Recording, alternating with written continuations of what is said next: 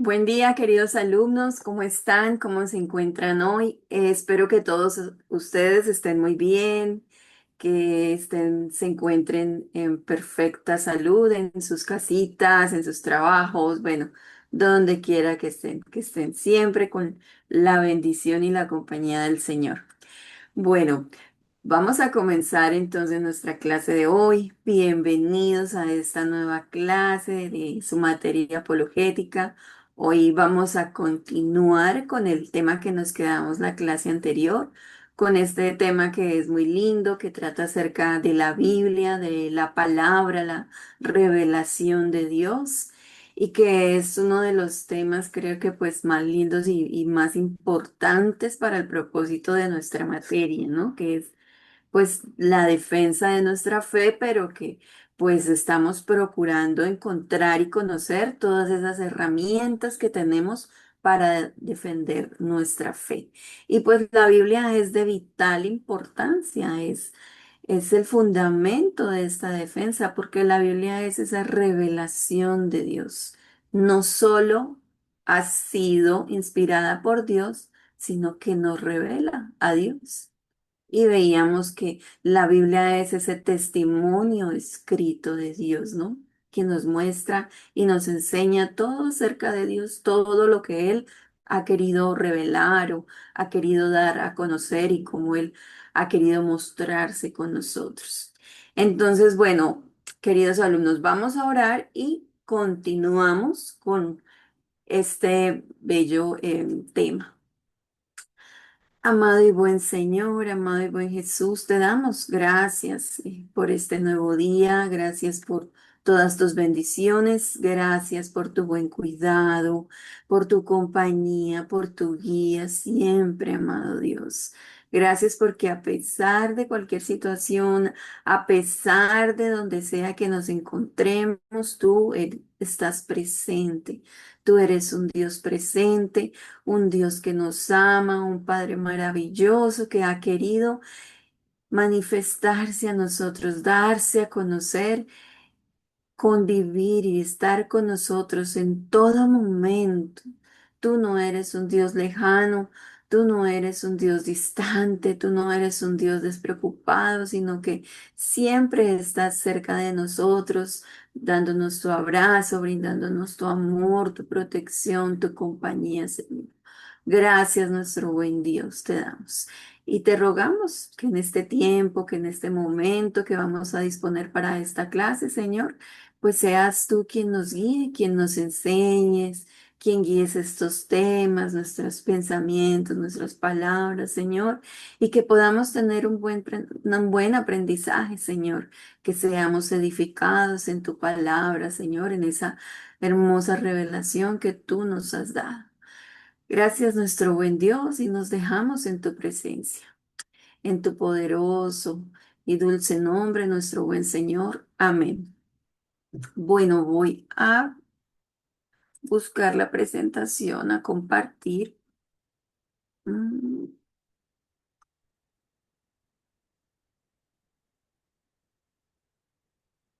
ah,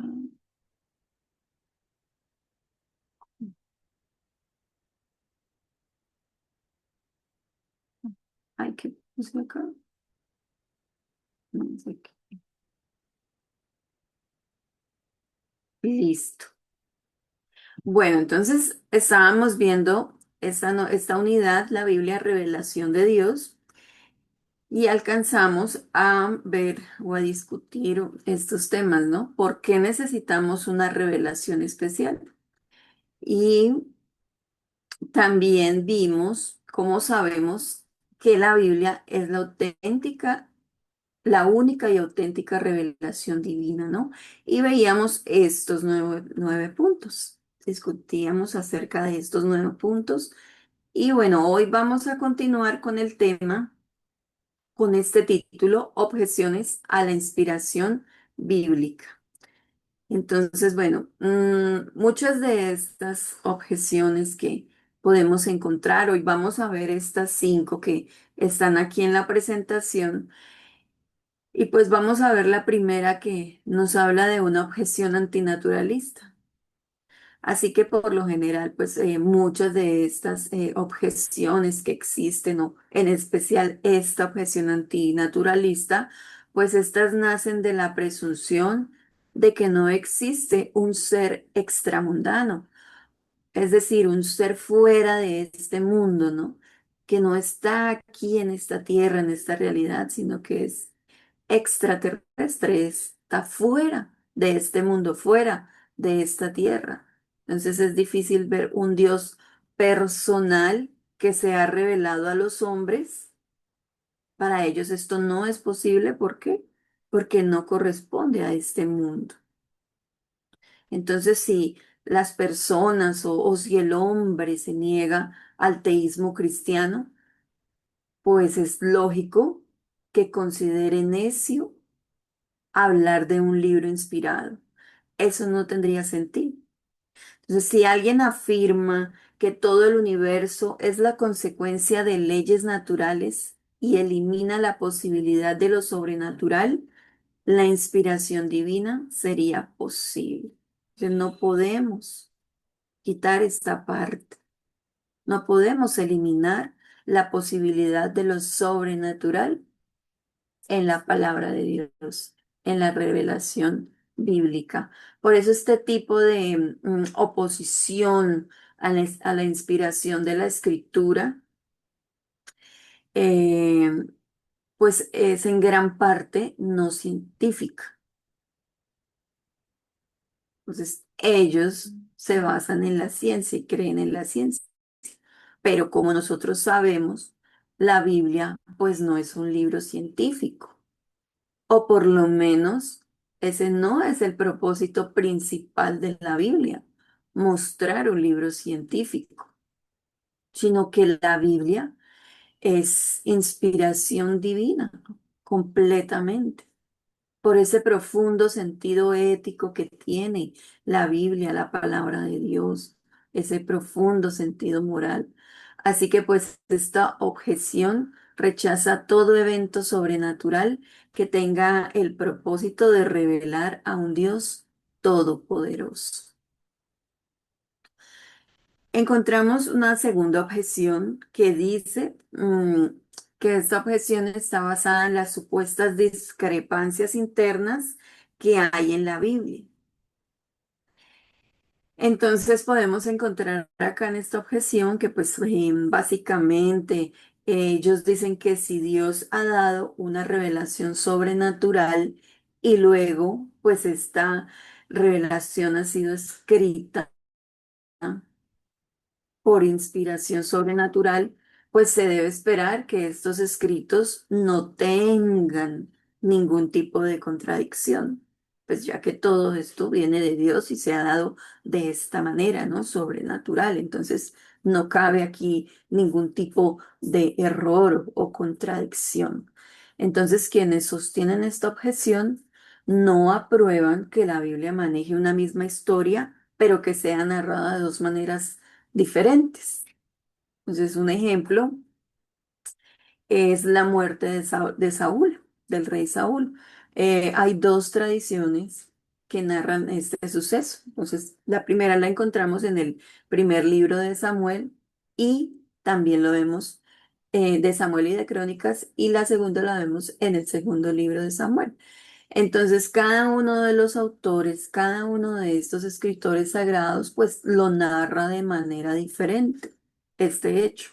En los dos primeros, vemos que dice que Saúl saca su espada y se echa sobre ella. Entonces sería pues un suicidio.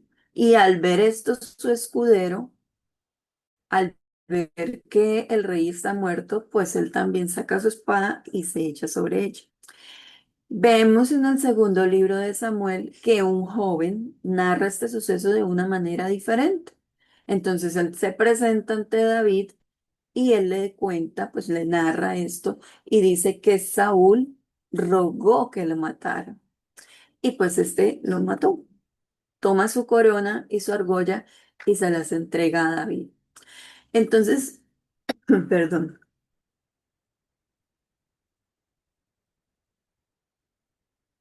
por situaciones como esta, pues vemos que existen este tipo de objeciones. Entonces, esto es suficiente para que muchos digan que la Biblia no es verdad, que no se puede confiar en un texto sagrado que por un lado dice una cosa o que en unos libros nos cuenta o nos narra algún suceso. Y a su vez, pues hay otra narración que nos cuenta otra cosa dentro de ella misma. Bueno, la tercera objeción está basada en los errores históricos. Entonces vemos que a veces por esos pequeños detalles, pues hay una objeción que se levanta contra la Biblia, la palabra de Dios. Mm, esta objeción, entonces, o estos supuestos errores de los que habla esta objeción, entonces nacen principalmente de comparaciones de la historia bíblica con las crónicas o con las historias de otras naciones, otras civilizaciones o otras culturas que convivieron o que estuvieron ahí a la par con el pueblo de Israel. Entonces, cuando se comparan estos textos de otras culturas con la palabra de Dios, surgen estas objeciones basadas en estos hechos históricos. Un ejemplo de esto, pues observamos que en el segundo libro de Reyes, capítulo 15, versículo 27, que dice así,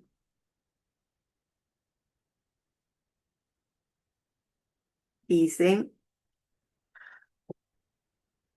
en el año 52 de Azarías, rey de Judá, reinó Peca, hijo de Remalías, sobre Israel en Samaria y reinó 20 años. Entonces acá nos dice que Peca reinó por 20 años, pero según otros escritos, otras fuentes asirias, pues dice que su reinado realmente no duró más de 8 años. Entonces, para estas personas que objetan la veracidad de la Biblia, esto no corresponde a un libro sagrado o a un libro de inspiración bíblica porque contiene este tipo de errores. Y esto es suficiente para rechazar la Biblia. Entonces, por algunos detalles o por algunas pequeñas diferencias, para ellos ya es suficiente para rechazar la Biblia o para presentar este tipo de objeciones. La cuarta objeción, entonces, dice que es basada en errores científicos. Acá pues nos dice también que en la Biblia hay afirmaciones erradas en cuanto a cuestiones científicas. Por ejemplo, acá en la Biblia se menciona que la tierra y el cielo, o los cielos y la tierra, fueron hechos en 6 días. Todo fue creado en 6 días. Que el sol es quien se mueve alrededor de la tierra y que el diluvio cubría todo el globo terráqueo, toda la tierra, todo el globo terráqueo. Entonces, para ellos, esta prueba es más que suficiente para demostrar que la Biblia está equivocada, porque no es posible que la tierra haya sido formada en 6 días de 24 horas literales, así pues como nosotros conocemos, cuando hoy encontramos también mucha evidencia de que toda la creación tomó millones de años, o la formación de la Tierra más bien. La formación de la Tierra duró miles y millones de años. Entonces, los fósiles que se han encontrado que prueban esto, ¿no? Que hay diferentes técnicas para hacer este tipo de pruebas, entre ellos la técnica del carbono 14, que esta técnica o esta prueba pues determina la edad de las cosas. Entonces, con pruebas como estas se puede demostrar que no fue en 6 días como habla el relato sagrado, como lo conocemos en este relato de la escritura. Y la quinta, entonces, nos habla acerca de esas objeciones que son basadas en cuestiones morales. O sea, aquellas personas que también objetan a la Biblia por estas cuestiones morales, pues ellos dicen que la Biblia no puede ser inspirada, ya que en la Biblia se permiten diferentes cuestiones o diferentes sucesos que cuestionan esta moralidad, ¿no? Entonces, por ejemplo, habla de que en la Biblia se permite la esclavitud, de que en la Biblia se permite la poligamia, también que se ordena el exterminio de gente, de muchas personas, de miles de personas. Y además de esto, pues muchos de los personajes bíblicos o de estos héroes de la Biblia, pues no son verdaderos ejemplos de moral. Entonces, por ejemplo, se nos habla de Abraham y de Jacob y pues de otros. Vamos a nombrar también a David, el rey Salomón también, el mismo Saúl. Bueno, muchos de ellos pues no llevaban una vida estrictamente moral en sus relaciones domésticas. Entonces recordamos a David, al gran salmista David, que cometió adulterio, asesinato y otros pecados. Y como él, pues otros que mencionábamos, ¿no? Claramente pues podemos tener o mencionar muchos otros ejemplos acerca de esto. Y pues en realidad, debido a esto, es muy común que escuchemos este tipo de objeciones. Y pues también muchas personas, como hemos mencionado ya en otras clases, pues nos tomarán por tontos o por ignorantes porque nosotros creemos en los eventos sobrenaturales de la Biblia, de la palabra de Dios. Y porque también confiamos en los propósitos que hay en todas estas historias y en estos personajes que Dios eligió para trabajar con ellos y para enseñarnos también por medio de ellos. Así que pues estas personas pues aseguran que no se puede confiar en la Biblia, en la inerrancia bíblica, en la inherencia bíblica. Y podemos encontrar, por ejemplo, narraciones duplicadas, narraciones que no concuerdan, como vimos en las anteriores, que hay libros que narran o mencionan sucesos de manera diferente. Así que no podemos confiar, perdón, en la veracidad de la Biblia, porque estas narraciones duplicadas no concuerdan porque científicamente no se pueden comprobar muchas cosas. Y bueno, así como estas, podrían haber muchas otras objeciones, ¿no? Muchas otras cosas que piensa el ser humano, pueden ser ateos, científicos, o puede ser gentes o personas del común como nosotros, personas que encontramos en nuestro entorno, en nuestros trabajos, en los lugares de estudio, nuestros vecinos, nuestros amigos, muchas personas pueden presentarnos todas estas objeciones o tal vez encuentren otras, ¿no? Pero nosotros, pues también vamos a aprender o nosotros también vamos a conocer, vamos a ver de qué manera podemos dar respuesta a estas objeciones. Entonces, bueno, así como presentamos estas objeciones, vemos que tenemos respuesta a estas objeciones, que nosotros pues también podemos levantarnos, podemos defender nuestra fe, podemos defender la palabra de Dios, la revelación de la Biblia que el Dios ha querido darnos a conocer a nosotros.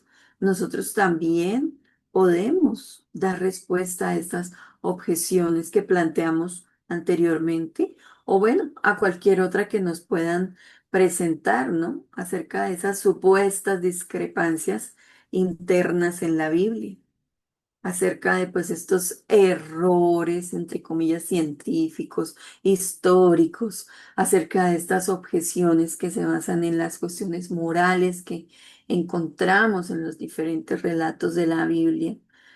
Pero es importante para nosotros, ¿no? Primero que todo, que tengamos en cuenta, dice ahí, primero, debemos darnos cuenta de que los escritores sagrados no hablan con la exactitud científica del siglo XX o del siglo XXI. Entonces debemos tener en cuenta cómo está escrita la Biblia y cómo difiere de otros libros o de otras literaturas que nosotros encontramos en nuestra actualidad, de cómo difiere de la crítica moderna y también pues de nuestro pensamiento moderno, también de todo eso la Biblia difiere. Entonces debemos considerar esto, es algo muy importante que podamos considerar esto, ¿no? Que los autores inspirados vivían en una cultura totalmente diferente, hace miles de años. Así que esto es totalmente diferente a nuestra realidad, a nuestra cultura, a nuestras costumbres, a todo ello. Son radicalmente distintos a nuestra manera de vivir, nuestra manera de ver, nuestra manera de percibir las cosas, de descubrir y de describir las cosas también. Es algo muy diferente. Así que bueno.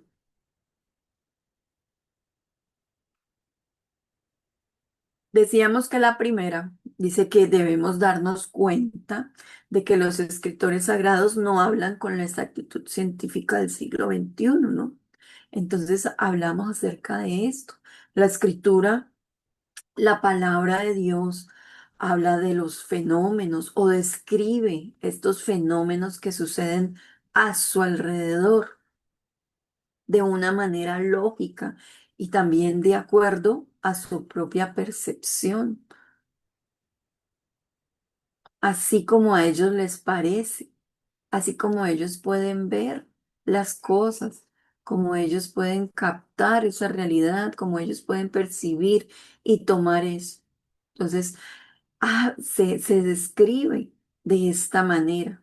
En ese momento, pues no habían grandes avances tecnológicos ni científicos, no existían estas leyes físicas, no existían las leyes de Newton, no había grandes avances científicos como los que nosotros tenemos hoy en día.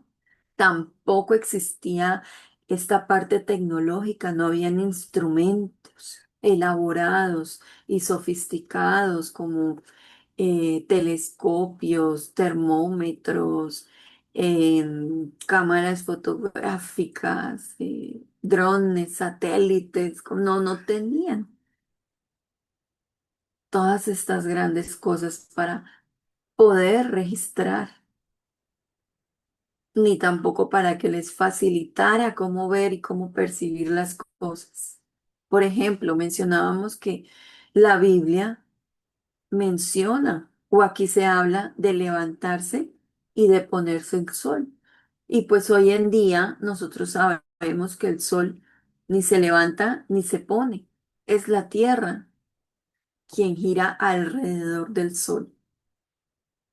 Así que pues los autores inspirados describen a veces muchas cosas locales como si fueran universales, porque es lo que ellos conocen, lo que ellos saben y lo que ellos pueden percibir o pudieron hacerlo.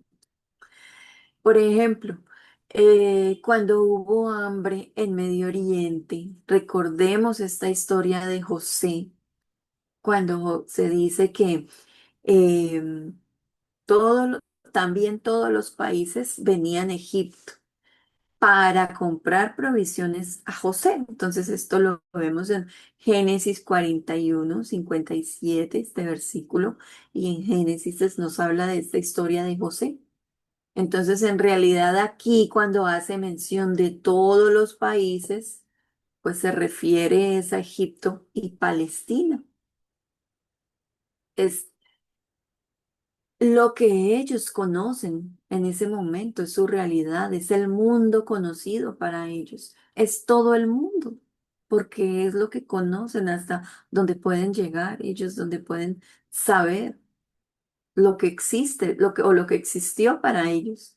Así que eso es algo muy diferente si nosotros lo vemos hoy en día, si lo vemos a nuestra realidad, con nuestros ojos, si nosotros hablamos de todos los países, de todo el mundo, pues nosotros podemos pensar en América del Norte, Centroamérica, Suramérica, podemos pensar en Europa, en Asia, en África, en Australia, en Oceanía, en todos los lugares que nosotros sabemos y conocemos que existen todos estos países en el mundo. Así que es muy probable que la realidad del autor o de estos autores sagrados, cuando se refiere a todos los países, pues solamente sea Egipto y a Palestina, porque es lo que ellos conocen. Entonces, otro ejemplo, cuando se afirma que en el tiempo de Adán, dice, Jehová Dios no había hecho llover sobre la tierra. Entonces, Génesis 2:5 nos menciona esta parte, ¿no? Y pues es posible que esto signifique que no había llovido solamente en esa región de Mesopotamia, no en toda la tierra, alrededor de todo el mundo. Y así como esto, pues debemos entender que el escritor sagrado tampoco habla nuestro vocablo, no usa nuestras mismas palabras, nuestras mismas expresiones. Él no conoce nuestra realidad, nuestro entendimiento conceptual, la manera en que nosotros nos referimos hacia las cosas.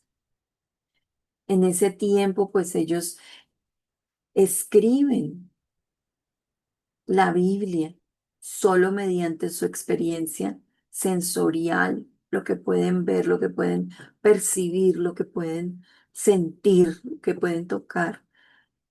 Todo esto que hacen que ellos perciban su realidad, su propia realidad.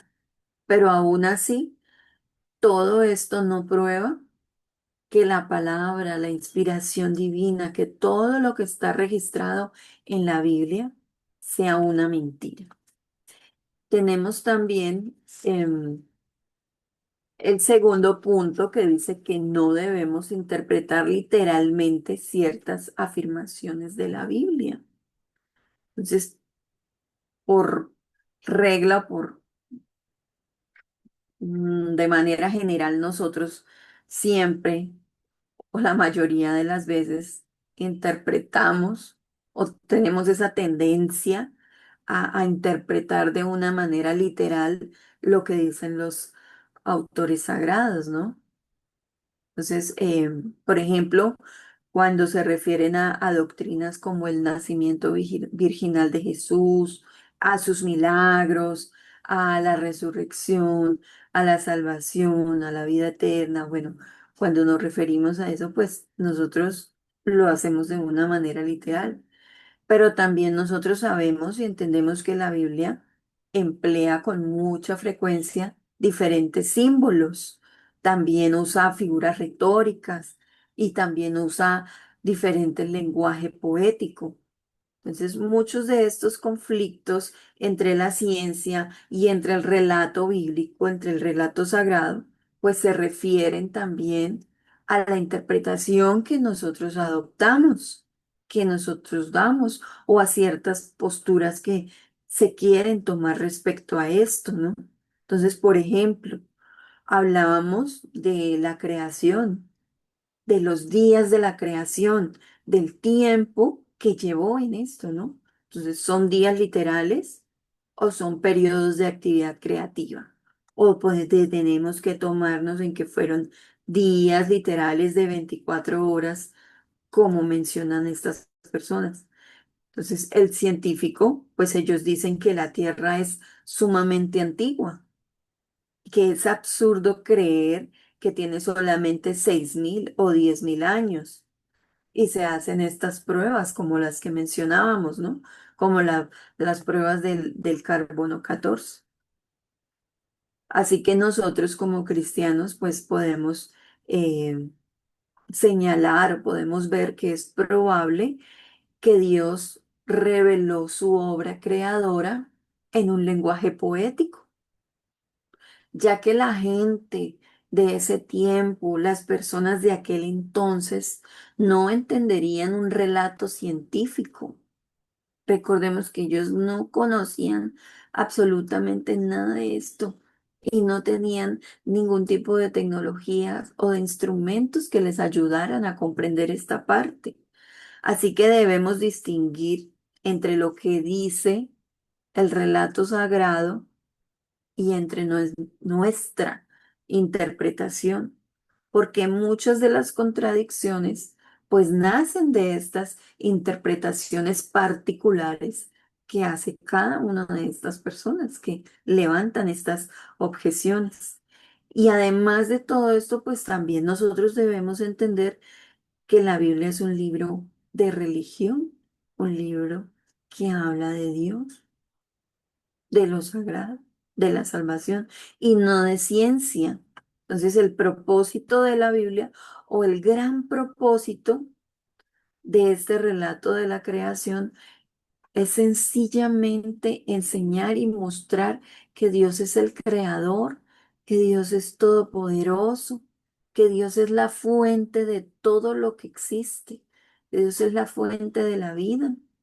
Así que todos estos detalles que se pueden ver y que se pueden encontrar en este proceso de la creación de Dios, pues tienen una importancia secundaria en la mente divina. ¿Por qué no? Es el gran propósito, dar explicación a todas esas cosas. Así que, pues nosotros podríamos afirmar, podríamos decir que estos supuestos errores científicos que se encuentran en la Biblia, pues son solo eso, son supuestos, porque la escritura, la palabra de Dios, sin que necesariamente sea un libro de ciencia, pues tampoco es anticientífica. En la Biblia también podemos encontrar términos precientíficos, ya que la palabra de Dios, pues también está adaptada para todas las edades y para todas las etapas del progreso humano, aunque no se expliquen muchas cosas, ¿verdad? Y una Biblia, pues escrita en un lenguaje científico, meramente científico, habría sido inútil para muchas épocas, para diferentes épocas. No habría cumplido su propósito, no habría cumplido su objetivo principal, que era el de transmitir esa enseñanza religiosa para la humanidad. Entonces es muy importante que nosotros tengamos en cuenta toda esta parte. El tercer punto o la tercera respuesta que nosotros podemos dar ante estas objeciones dice que debemos darnos cuenta de que muchos de todos estos errores o de los llamados errores históricos son producto de la ignorancia occidental respecto de la vida y de las costumbres de la vida del antiguo Oriente. Entonces, esto es algo también muy, muy, muy importante porque mm, pues nosotros a veces queremos ver o queremos leer, entender la Biblia con nuestros lentes, con los lentes de cada autor, ¿no? Desde nuestra cosmovisión, con esos lentes que cada uno tiene, ¿no? Los que o los que cada uno usa para acercarse a la palabra de Dios, para conocer, para comprender, para ver todas estas maneras, ¿no? Sus costumbres, sus pensamientos, su forma de vida, la manera como redactaron ciertos acontecimientos o lugares. Entonces queremos ver todas estas cosas toda esta parte desde nuestros lentes y en nuestro caso, pues nuestros lentes occidentales. Pero debemos tener en cuenta ciertas cosas, ¿no? Bueno, un ejemplo, hablábamos de esto, ¿no? De la discrepancia que se encuentra en los anales asirios, en esas memorias, en esa historias asirias que también existen, ¿no? Hay discrepancias entre estas historias y entre el relato bíblico, en lo que se refiere al reinado de Peca, el ejemplo que veíamos anteriormente, ¿no?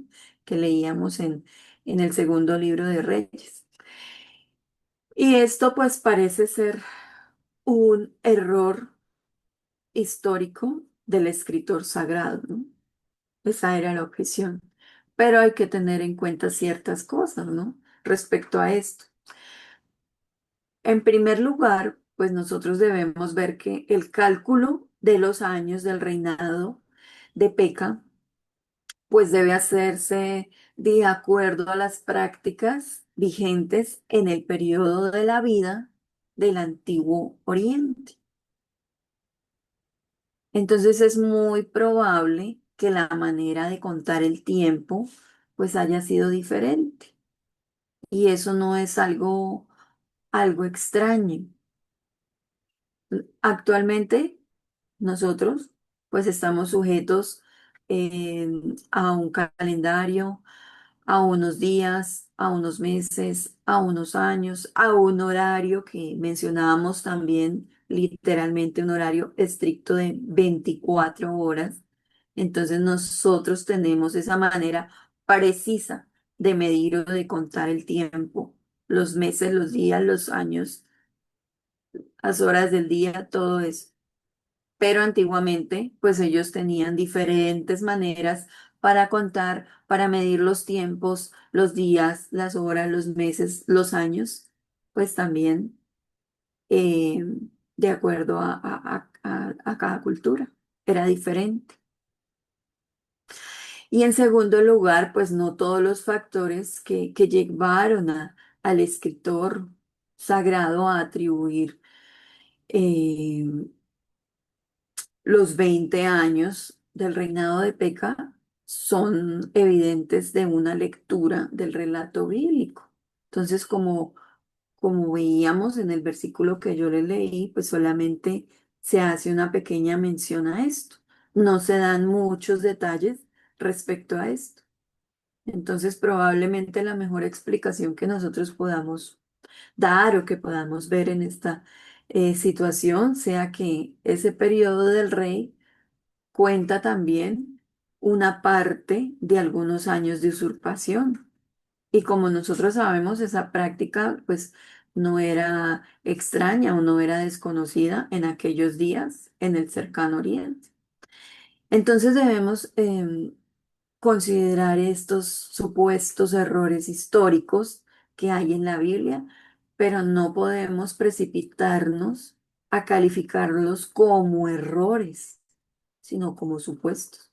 Porque todos estos datos históricos que aparentemente no concuerdan con los de otras fuentes, pues solamente pueden ser producto de nuestra ignorancia, de nuestro desconocimiento de las costumbres, de las formas, de las maneras de aquel tiempo, de aquel entonces y de cada cultura. Y eso no es responsabilidad de los autores sagrados originales, no es responsabilidad de estos escritores. Nosotros debemos tener este conocimiento y debemos entender esta parte, ¿no? Que no todo se hacía ni se usaba de la misma manera en todas las culturas y en todas las regiones.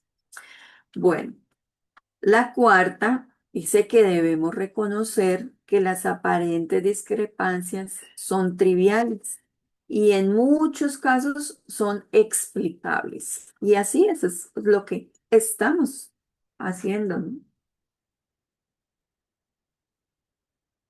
Aclarando y explicando pues todas estas objeciones. Bueno, Algunos estudiosos dicen que en la Biblia hay abundancia de discrepancias, que podemos encontrar muchas discrepancias en la Biblia, ¿no? Como estábamos viendo. Y pues entre ellos, esta parte también habla de esos datos numéricos, pero en este caso habla acerca de los que proporcionan los libros de Reyes, de Crónicas, y pues recordemos que las Crónicas no son precisamente una copia del libro de los Reyes. Las Crónicas se escriben después del exilio y pues tienen un propósito diferente, ¿no? Tienen un propósito sacerdotal, más que los libros de Reyes que se escriben mucho antes del exilio. Entonces son diferentes narraciones. No podemos ponerlas en paralelo y esperar que sean idénticas. Entonces, estas aparentes discrepancias, como dice el punto, pues en su mayoría son triviales y en su mayoría se relacionan con estas cuestiones, ¿no? De números o de fechas. Y muchas de ellas, pues son solo aparentes. Y si nosotros hacemos un cuidadoso o un detallado examen o investigamos más acerca de esto, pues eso ayudará a que podamos entender esta parte o a que podamos solucionar estas discrepancias o algunas de ellas. Entonces, por ejemplo, en las que son acerca de las cuestiones de los números, muchos de estas eh, deben ser adjudicadas a errores de los copistas. Nosotros debemos recordar que la inherencia se aplica únicamente a los autores originales, no a estas personas que fueron encargadas de copiar, encargadas de traducir o encargadas de llevar estos escritos. Hay pruebas, por ejemplo, en algunos pasajes paralelos en Samuel, en Reyes y en Crónicas, y especialmente en Esdras 2 y Nehemías 7, que los números eran especialmente difíciles de transmitir con precisión. Hay otros errores de copia, pero como decía, pues muchos de estos se pueden explicar fácilmente. Así que pues nosotros debemos tener claridad que ninguna de estas discrepancias han afectado el propósito o la motivación fundamental de la Biblia, ya que pues si hay algún número, algún dato que sea diferente entre un libro, entre un escrito y el otro, pues eso no afecta en nada el propósito o el fundamento de la Biblia. Ese es solo un detalle mínimo. Bueno, entonces continuemos. La quinta respuesta de nuestra parte dice que debemos recordar que la revelación de Dios es progresiva. Y esta es también muy interesante, esta respuesta, ¿no? Porque esto explica que en parte el problema de la baja moralidad que se encuentra en el Antiguo Testamento, recordemos que esa era una de las objeciones que se presentaban, ¿no? La falta de moral o de carácter ético. Los ejemplos que encontrábamos en el Antiguo Testamento, bueno, en el Nuevo también algunos, la existencia de la esclavitud, la poligamia, el exterminio de los pueblos, esas diferentes inconsecuencias en la vida de estos personajes o de estos héroes de la Biblia. Eh, Hay un autor que se llama J.A. Giles que dice que él observa que a Dios no le era posible revelar todo el ideal en los días del Antiguo Testamento y esperar la perfección del hombre, porque el mundo no era capaz de recibir y seguir normas tan altas. Así que pues de cualquier manera, nosotros debemos tener en cuenta que existen más casos morales, muchos, muchísimos casos morales que inmorales en el texto bíblico. Y que aún en esos casos inmorales que se pueden presentar, pues siempre hay una enseñanza de la moralidad de Dios y del amor de Dios y de los propósitos de Dios con la humanidad. Y con todo esto, con todo lo que podemos encontrar, pues la ética del Antiguo Testamento siempre era mucho más alta que la de otras naciones contemporáneas. Era mejor, era superior y aún pues lo sigue siendo. Y pues por otra parte, respecto a las faltas morales de estos hombres de la Biblia, esto más que quitar o que echar por tierra esta inspiración divina, la confirma, ya que un libro personalmente humano, un libro escrito única y completamente por cualquier ser humano, casi siempre, pues procura excusar los defectos de los héroes, siempre los resalta, resalta a los hombres, los exalta, pero no menciona sus defectos por lo general, no menciona los defectos de sus héroes, de sus personajes principales. Pero la Biblia, pues la Biblia sí nos da una narración fiel de las vidas de todos. La Biblia nos habla con honestidad cómo eran cada uno de estos hombres, cómo vivían, cómo pensaban. Y cuando hablamos de esos actos morales, pues no encontramos tampoco el más mínimo indicio de la aprobación de Dios, cuando no era. Cuando estos actos no correspondían a la moral de Dios. En ninguna manera, pues Dios aprobaba esta parte. Lo que sí podemos encontrar es muchas evidencias de esta desaprobación de Dios y evidencias claras. Y en muchas ocasiones, pues vemos cómo viene ese castigo o esas inevitables consecuencias de todos estos actos. Pero nunca vemos aprobación de Dios. Y en el Nuevo Testamento, pues hay una diferencia. Ya no se ordena más matar al enemigo. Antes debemos amar a nuestro enemigo.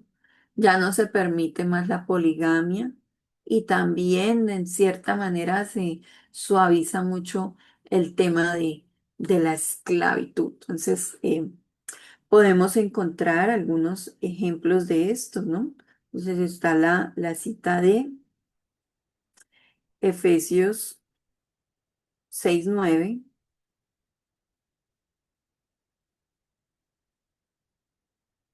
que dice, y vosotros, amos, haced con ellos lo mismo, dejando las amenazas, sabiendo que el Señor, sabiendo que el Señor de ellos y vuestro está en los cielos, y para Él no hay acepción de personas. Entonces busca siempre ponernos a todos por igual, ¿no? Tanto esclavos como libres. Y en Colosenses 4:1 entonces dice, amos, haced lo que es justo y recto con vuestros siervos, sabiendo que también vosotros tenéis un amo en los cielos. Entonces vemos estos claros ejemplos en la palabra de Dios, como Dios no está de acuerdo con eso, como Dios desaprueba eso, y como ya en el Nuevo Testamento vemos notablemente ese cambio o esa diferencia. Así es que pues en medio de todas estas situaciones y de todas estas cosas, pues la revelación de Dios y la moralidad de Dios, lo que podemos ver en la palabra, pues todo esto va siendo progresivo, todo esto va avanzando, va subiendo, hasta que podemos ver esa perfección en la persona de Jesús, porque es Él, es Cristo, quien viene a establecer esa moralidad perfecta, ese ejemplo perfecto. La sexta, pues nos dice que debemos tener en cuenta que se encuentran glosas o notas de escribas y algunos errores en la transmisión del texto bíblico.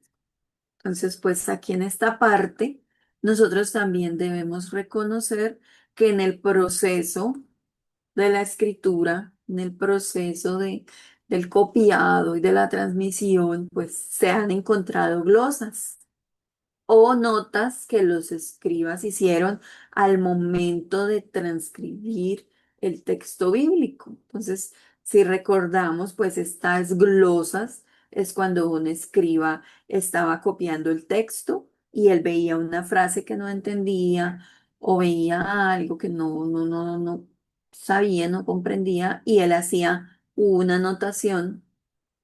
Él, al costado, pues él hacía ahí una anotación y es algo pues como muy similar a lo que nosotros podemos llamar como un pie de página o un comentario al pie, una nota al pie, así como encontramos en el Word, ya que usamos nosotros, ¿no?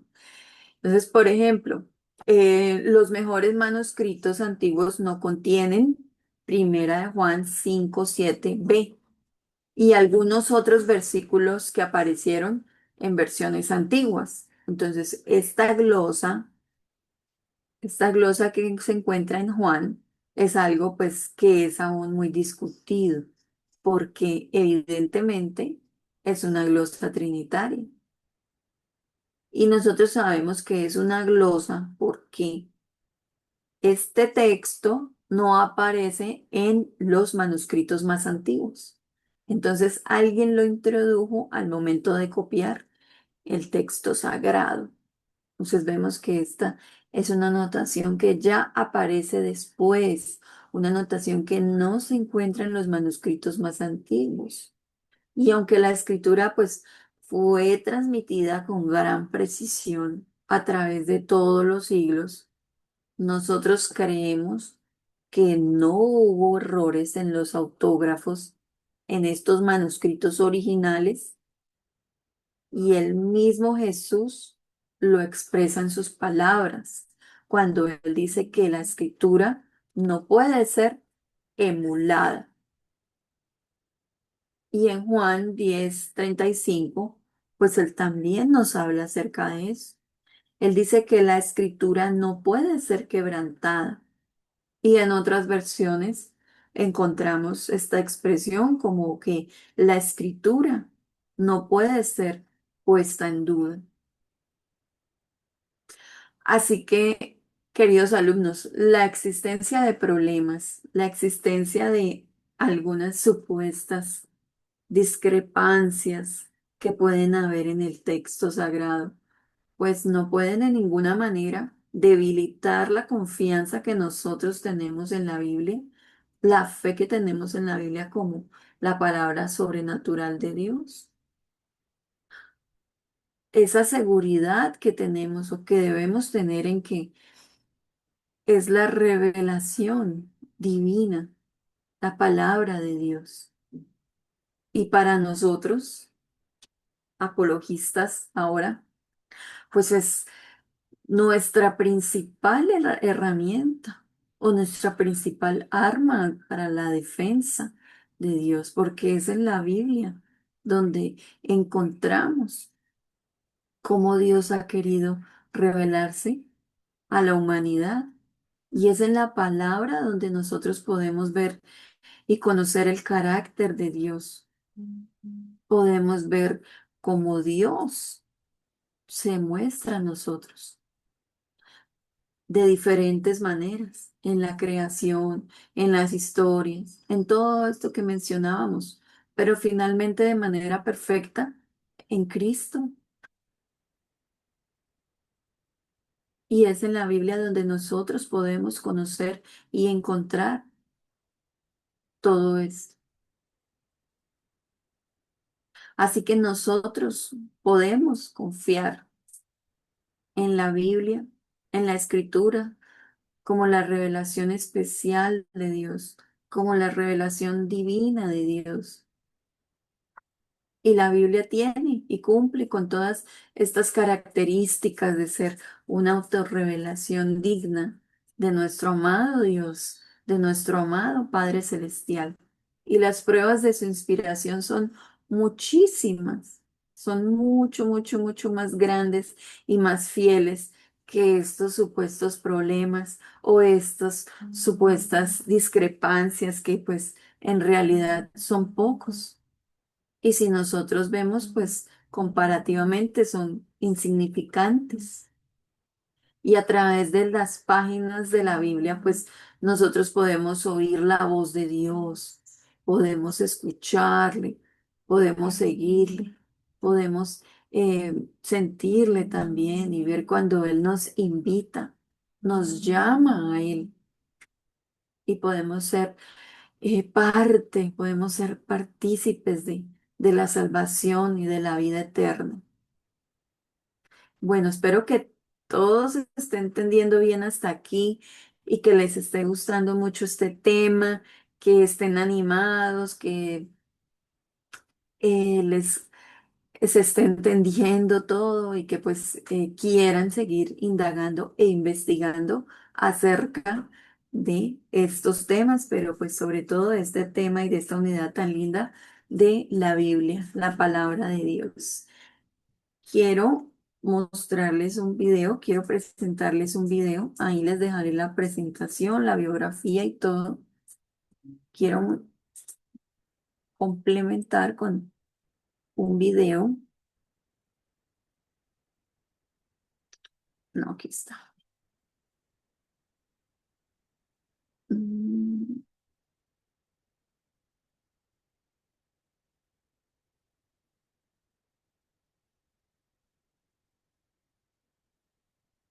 Bueno, espero que se escuche y se vea bien. Si no, de todas maneras, yo lo vamos a dejar ahí en plataforma, el link del video, para que ustedes lo puedan tener y lo puedan ver después. Esto podría sorprenderte, pero hay muchas más copias de los manuscritos bíblicos consistentes que las que hay para cualquiera de las obras de los autores clásicos como Platón, Aristóteles y Sócrates. Muchos podrían argumentar que la Biblia está llena de errores y que las copias que han llegado hasta nosotros no son confiables y que han sido manipuladas. Pero piensa en lo siguiente. Los manuscritos más antiguos de los cuales se toma la base para la traducción a todos los idiomas no son los documentos inspirados, son copias de estos documentos. Y es probable que al copiarlos se hayan insertado errores. Pero, hablando textualmente, solo en promedio una milésima parte de la Biblia tiene alguna variación textual en las copias. Esto significa que la Biblia como un todo es textualmente pura en un 99.5%. Aún más, hay suficiente abundancia de copias que han sido descubiertas por medio de la arqueología. Así, la Biblia puede ser reconstruida casi con un 100% de exactitud. No hay un cuerpo de literatura antigua en el mundo que goce de tanta riqueza ni de buen testimonio textual como el Nuevo Testamento. La arqueología es una ciencia muy dinámica y una y otra vez los descubrimientos arqueológicos han verificado la exactitud de las referencias históricas y culturales de la Biblia. Podríamos decir que cuanto más cavan los arqueólogos, más confirman la Biblia. El hecho de que se hayan encontrado muchas ciudades y lugares geográficos que la Biblia menciona es simplemente evidencia adicional de que la Biblia describe localizaciones reales que pueden ser verificadas. Esto significa que por lo menos la Biblia refleja con bastante precisión muchas de las locaciones y ciudades de tiempos antiguos. Existen cientos de ciudades bíblicas que han sido verificadas en excavaciones arqueológicas. Es importante tener en cuenta que la arqueología del Cercano Oriente ha demostrado la confiabilidad histórica y geográfica de la Biblia en muchas áreas importantes. Pensemos en los escritores. La Biblia fue escrita por personas que presenciaron los eventos que describe. Muchos de ellos fueron perseguidos y martirizados, pero por paradójico que sea, nunca cambiaron su historia. Lo que todos nos preguntamos hoy es, ¿alguien estaría dispuesto a morir por una mentira?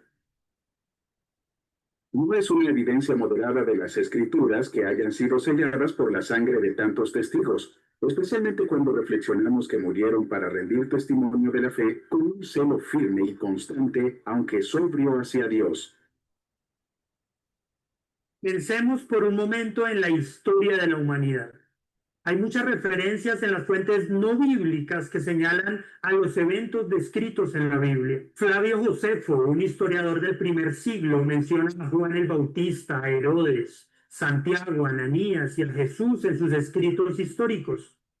Tácito, un historiador romano del primer siglo, menciona a Jesús, el Cristo, en sus escritos. Plinio el joven, gobernador de Bitinia del segundo siglo, menciona a Cristo en una de sus cartas.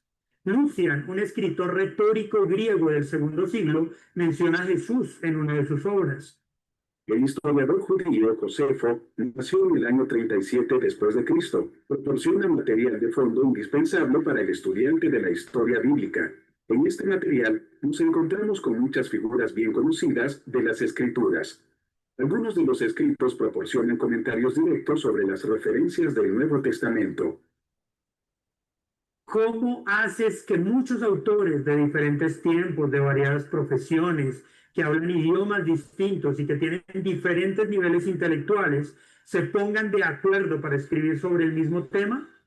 La Biblia contiene 66 libros escritos durante más de 1500 años por 40 escritores diferentes, pero cuenta una gran historia, la gran historia del plan de salvación de Dios que conduce hasta Jesucristo. Esto es realmente asombroso y completamente verificable.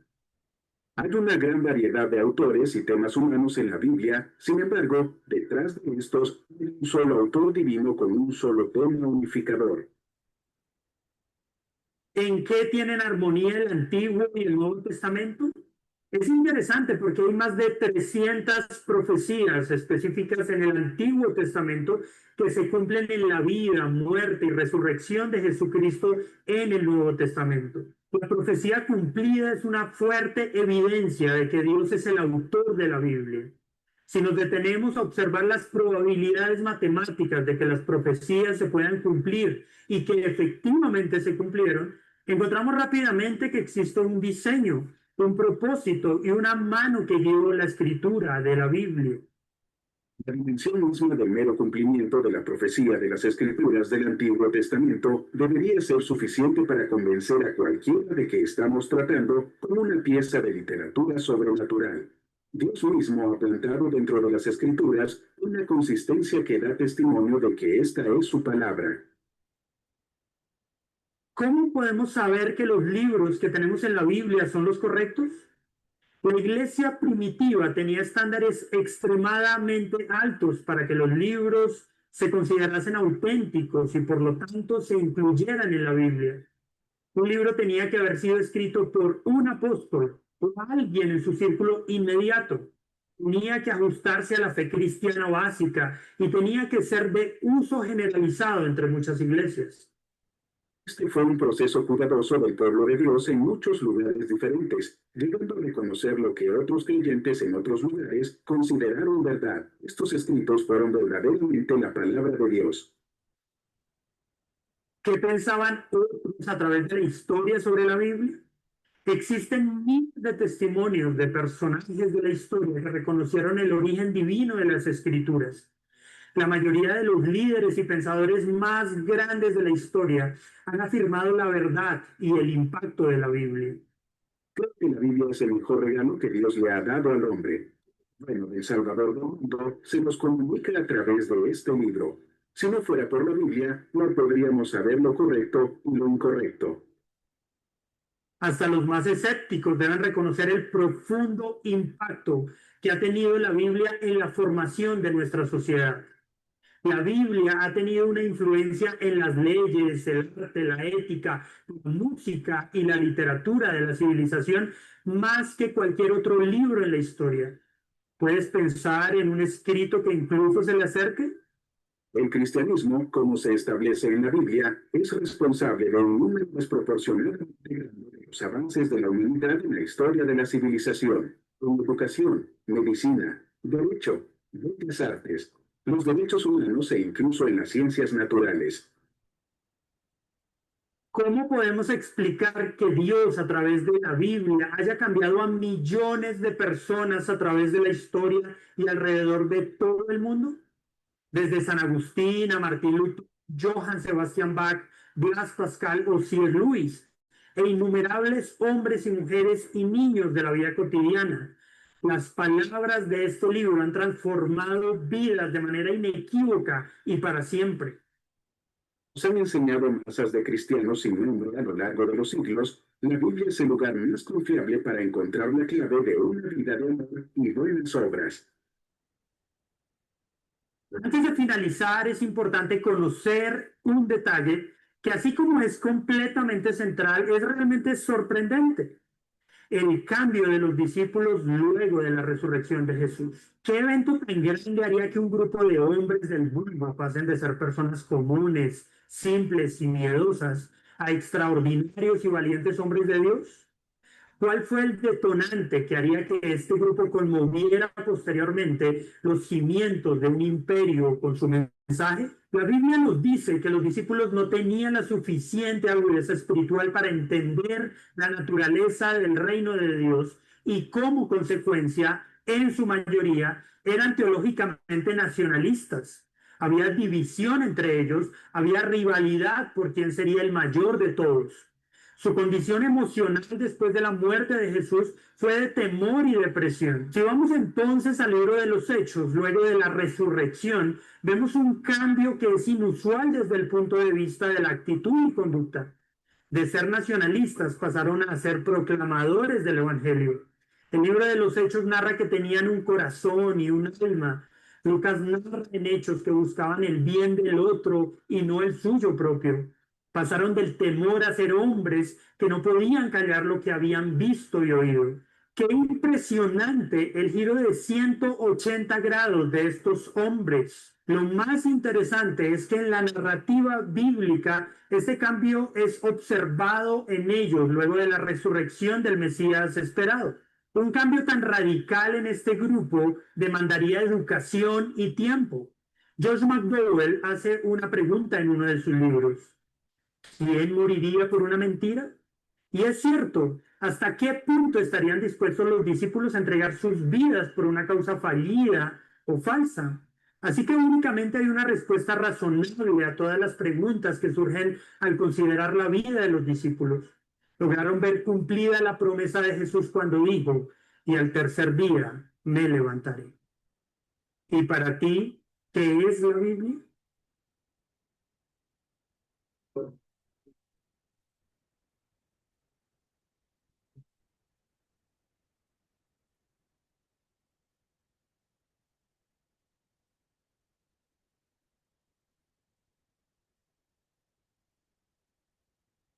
Bueno, muy interesante el video, muy bonito, a mí me gustó mucho. Quería compartirlos con ustedes, me parece que es un muy buen complemento para este tema. Pues él mencionaba allí a Josh McDowell y yo les dejé en la bibliografía este libro que se llama Más que un carpintero y también es muy, muy bueno. Es un libro muy interesante que también nos ayuda a complementar todos estos temas.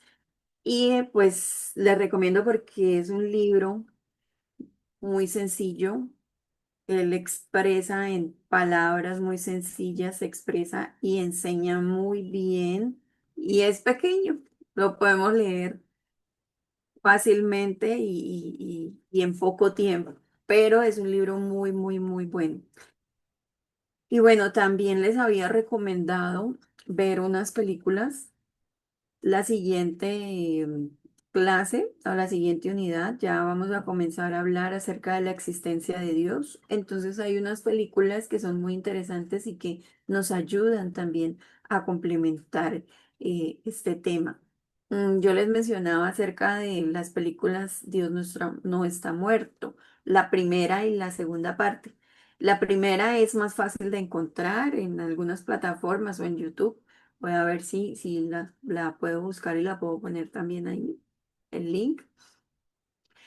Y en esta película encontramos un debate más formal acerca de la existencia de Dios entre un estudiante y un maestro universitario.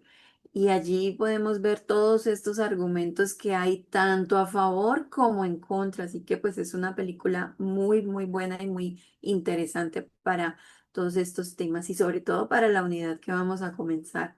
La película Dios no está muerto 2 también me gusta, me parece que nos ayuda también para la clase porque les había comentado, creo, que trata también de una maestra, pero esta maestra es demandada por, creo que algunos alumnos o alguna alumna, por hablar acerca de Jesús en sus clases.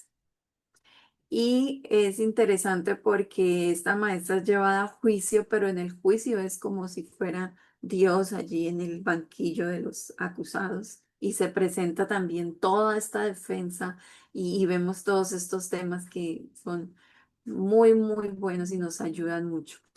Y en la película, el caso de Cristo, que es de este periodista Lee Strobel, que es graduado de una prestigiosa, muy prestigiosa universidad de Estados Unidos en leyes y en periodismo de investigación y trabaja también en un prestigioso diario o revista de Estados, es como un diario en Estados Unidos que es el Chicago Tribune.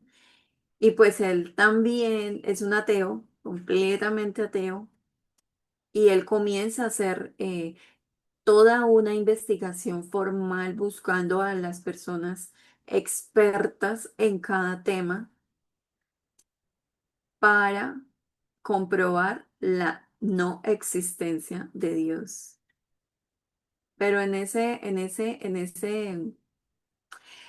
investigación que él comienza a hacer, que él comienza a realizar, pues lo único que puede descubrir o lo que puede comprobar es lo contrario, que Dios sí existe, que Jesús existió y que murió y resucitó, que es real, y pues entonces a él no le queda más sino aceptar a Cristo, creer en Dios. Y pues se convierte también en un gran apologista que ha escrito muchos libros que también son muy buenos y muy interesantes para nuestro aprendizaje, para que continuemos aprendiendo a defender nuestra fe y para los propósitos de nuestra clase. Les voy a dejar también unas lecturas complementarias de esta clase. No les voy a dejar trabajo porque pues son varias lecturas y espero que puedan ver las películas. Entonces, bueno, con eso ya es suficiente.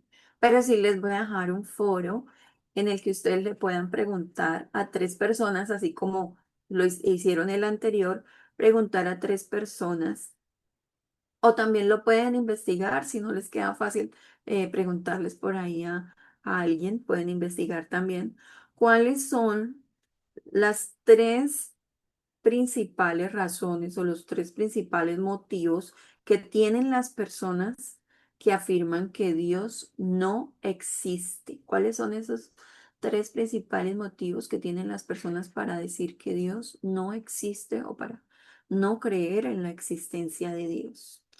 Entonces, bueno, nos vemos la siguiente clase. Que tengan un hermoso y bendecido día en la compañía del Señor. Bendiciones y chao.